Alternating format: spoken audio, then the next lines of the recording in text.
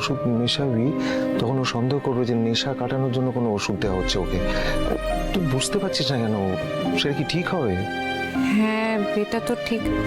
আমি না এটা একদম ভেবে দেখিনি। যাকে আমি তোকে বারণ করে দিলাম, যদি কবিরাজি ওষুধ মেশানোর ব্যাপারটা তুই কিন্তু কিছুতেই সূর্যকে বলবি না। কিন্তু বাবু, আমি না হয় নাই বললাম। বাড়ির সকলেই তো জেনে গেছে আমি ওষুধটা মিশিয়েছিলাম। কেউ তো নিশ্চয়ই বলে দেবে। সে যখন বলবে তখন দেখা যাবে, এখন তো চুপ করে।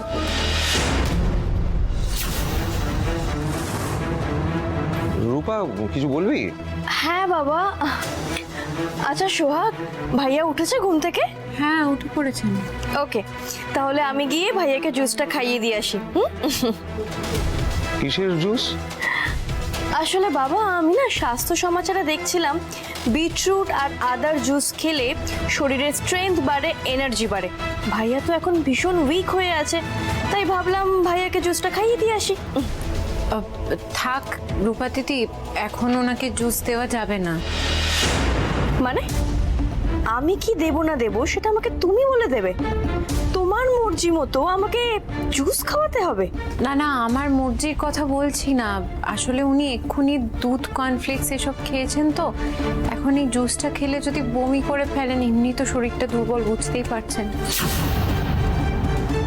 না না, ও তো ঠিকই বলেছে, এখন এসব দেবার একেবারেই কোনো দরকার নেই, পরে দেখা যাবে। ওকে, দেব না। আমারই ভুল হয়েছে বানানো, শুধু শুধু কষ্ট করে বানালাম।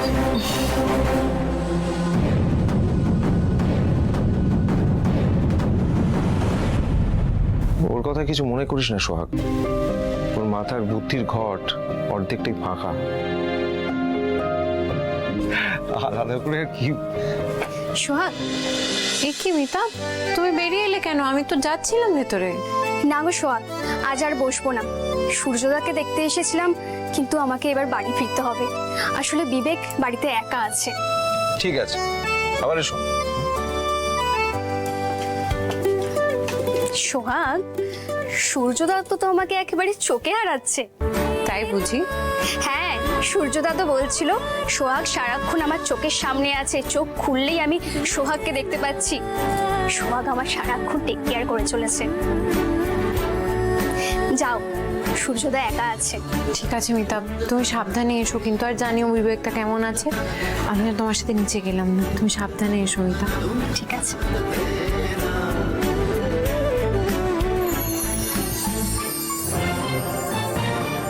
ও বৌদি, তুমি এরকম তাড়াহুড়ো করে খাইতেছো কেন? হ্যাঁ, দাঁড়াও, আমি ডাল হয়ে গেছে, আমি ডালটা লয়ে আসি। লাল সবাই নামিয়ে সব গরম আছে, কারণ গরম জিনিস খাওয়ার সময় নেই আমার। তুমি এত তাড়াহুড়ো করতেছো কেন কৌদি? গিজারটা চালিয়ে এসে জলটা এতক্ষণে গরম হয়ে গেছে, সূর্য থেকে স্নান করা যাবে। দাঁড়াও দাঁড়াও দাঁড়াও, কইতাছি ধীরে সুস্থে খাও, কোনো কথা যদি আমার শুনে থাকো তুমি।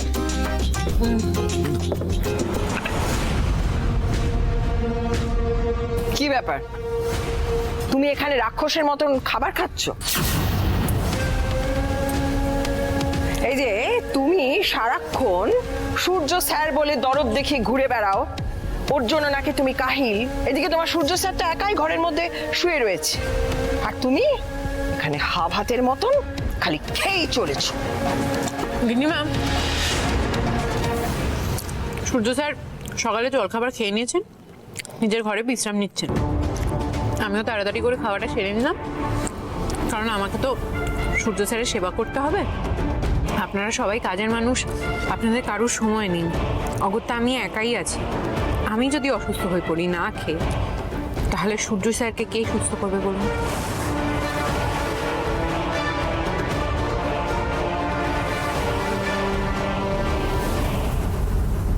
তুমি এখানে দাঁড়িয়ে আছো কি? আমি কি আমার কফিটা নিজেই বানিয়ে নেবো তাহলে? না না গিন্নিমা, আমি বানাইতেছি, এক্ষুনি আনতেছি।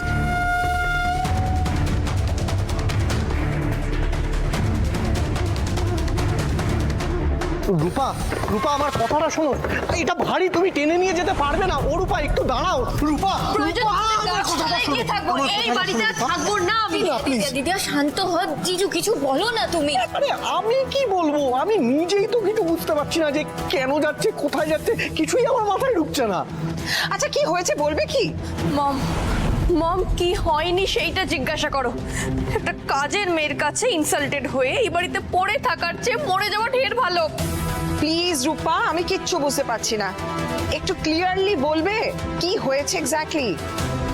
মম আমি বলছি, দিদি আর দাদাইকে বিটরুটের জুস খাওয়াতে গেছিল, সোহাগ সেটা অ্যালাউ করেনি। হোয়াট?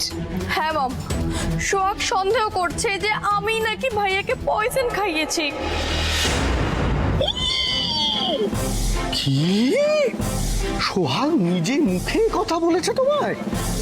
না, নিজে মুখে বলেনি, কিন্তু সোহাগ ওর বিহেভিয়ারে সেটাই বুঝিয়ে দিয়েছে। আর জানো মম, ওখানে বাবাও দাঁড়িয়েছিল, বাবাও সোহাগকেই সাপোর্ট করলো। ড্যাড আবার কি করলো? বাবা যেটা করে থাকে সেটাই করেছে, নিজের মেয়েকে পায়ে ঠেলে পরের মেয়েকে মাথায় তুলেছে। বুঝেছি, অ্যাজ ইউজুয়াল সোহাগকে নিয়ে পড়েছো তোমরা। ঠিকই ধরেছো, তবে আমরা সোহাগকে নিয়ে পড়িনি, তুমি পড়তে বাধ্য করেছো। রূপা সূর্যর জন্য জুস নিয়ে গেছি, ওই সোহাগের এত অডাসিটি হয় কি করে যে ও রূপাকে বাধা দেয়? এর মধ্যে অডাসিটি কোনো ব্যাপার নেই ময়ূরাকি। সূর্য সবেমাত্র ব্রেকফাস্ট করেছিল, তারপর এই জুসটা খেলে ওর শরীর খারাপ হতো, ওর বমি হতে পারতো, সেই জন্য সোহাগ বারণ করেছে। এর মধ্যে অডাসিটি কোনো ব্যাপার নেই। ইটস ওকে বাবা, সোহাগ যা করেছে একদম ঠিক করেছে। তুমি থাকো তোমার সোহাগকে নিয়ে, আমি চললাম। কি কেউ বাধা দিচ্ছে না কেন? দিদি দিদি আর দিদি আর দিদি আর দিদি। রূপা প্লিজ যেও না, রূপা প্লিজ যেও না, একবার কথাটা শোনো আমার, যেও না রূপা। রূপা দাঁড়া, পাগলামি করিস না, ঘরে যা। বেশ, আমি থাকতে পারি এখানে, তবে আমার একটা শর্ত আছে।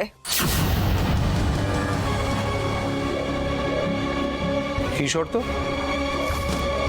সোহাগকে আমার কাছে ক্ষমা চাইতে হবে।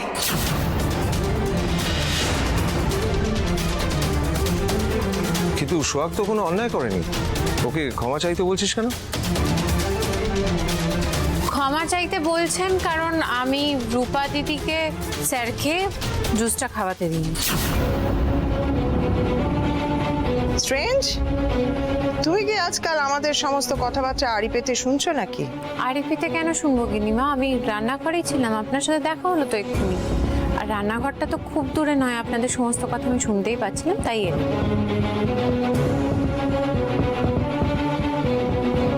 রূপা দিদি, আপনার যদি মনে হয় আমি খুব বড় অন্যায় করে ফেলেছি, আমি ক্ষমা চাইতেই পারি আপনার কাছে।